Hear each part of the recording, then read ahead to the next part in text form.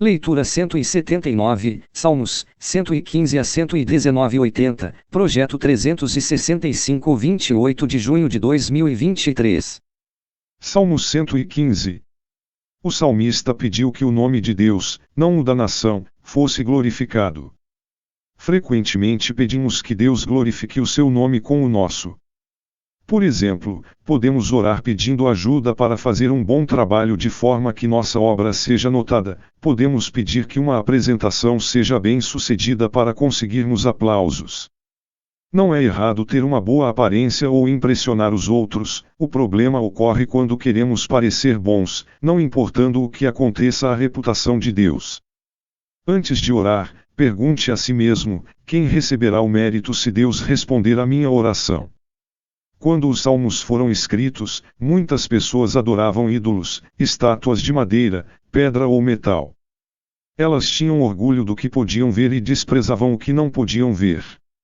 Ainda hoje podemos estimar objetos tangíveis, casa, roupas, bens, em vez de valorizar realidades intangíveis, o crescimento espiritual, a salvação, o cuidado com aqueles que necessitam, a dedicação às pessoas amadas. Aqueles que passam seu tempo adquirindo bens tangíveis são tão tolos e vazios quanto os próprios ídolos. Para obter mais informações sobre a tolice dos ídolos, veja Isaías 44, 9-20. O Senhor, que se lembrou de nós. Que verdade fantástica! Muitas vezes nos sentimos isolados, sozinhos e abandonados até por Deus. Na verdade, Ele nos vê, entende, e pensa em nós. Quando estiver deprimido por problemas ou conflitos internos, seja encorajado por saber que Deus pensa em você. Então, seguramente sua ajuda está próxima. Salmo 116. Deus é tão acessível que você sempre pode alcançá-lo. Ele se inclina e ouve a sua voz. O amor deste salmista pelo Senhor aumentou, porque ele teve respostas às suas orações. Se você se sente desencorajado, lembre-se de que Deus está próximo, ouve cuidadosamente cada oração e responde a cada uma, a fim de dar-lhe o melhor. Deus permanece perto de nós até a morte. Quando alguém que amamos está de partida, podemos ficar irritados e sentir-nos abandonados, mas os crentes, os seus santos, são preciosos para Deus, Ele escolhe cuidadosamente o momento em que serão chamados à sua presença. Que esta verdade lhe dê conforto quando você perder uma pessoa amada. Deus vê tudo, cada vida é valiosa para Ele. Salmo 117. O Salmo 117 não é apenas o capítulo mais curto da Bíblia, é também o capítulo do meio. Paulo cita este salmo em Romanos 15:11, para mostrar que a salvação de Deus é para todas as pessoas. Você já disse alguma vez: não consigo pensar em algo que Deus tenha feito por mim. Então, como posso louvá-lo? Este salmo nos dá duas razões para louvarmos a Deus: seu infalível amor por nós e sua fidelidade que dura para sempre. Mesmo que não tivesse feito qualquer outra coisa por nós, Ele ainda seria merecedor do nosso mais alto louvor. Salmo 118. Os pilotos depositam sua confiança em seus aviões. No trajeto de casa para o trabalho, e vice-versa, as pessoas confiam em trens, carros ou ônibus. Todos os dias colocamos nossa confiança em algo ou em alguém. Se você se dispõe a confiar em um avião ou em um carro para levá-lo a seu destino, estaria disposto a confiar em Deus para conduzi-lo aqui na Terra e a seu destino eterno. Você confia nele mais do que em qualquer ser humano. Quão inútil é confiar em qualquer coisa ou em alguém mais do que em Deus. Jesus se referiu a este texto quando falou sobre ser rejeitado por seu povo. Embora não tenha sido aceito, Jesus é a cabeça de esquina, a coluna mais importante da igreja. A cabeça de esquina é a pedra que sustenta a estrutura. Há dias em que a última coisa que queremos fazer é regozijar-nos. Nosso humor está em baixa, nossa situação está fora de controle, nossa tristeza ou culpa parece esmagadora. Podemos identificar-nos com os salmistas que frequentemente se sentiram desse modo. Porém, a despeito de quão abatidos eles se sentissem, sempre eram honestos com Deus. Quando falavam com o Senhor, suas orações terminavam em louvor. Quando você não sentir vontade de regozijar-se, diga a Deus como realmente se sente. Você verá que Deus lhe dará uma razão para se alegrar. Deus lhe deu este dia para viver e para servi-lo, regozije-se. Salmo 119. Este é o maior salmo, e o capítulo mais longo da Bíblia. Pode ter sido escrito por Esdras depois que o templo foi reconstruído, como uma reiterada meditação sobre a beleza e a importância da palavra de Deus para nos mantermos puros e crescermos na fé.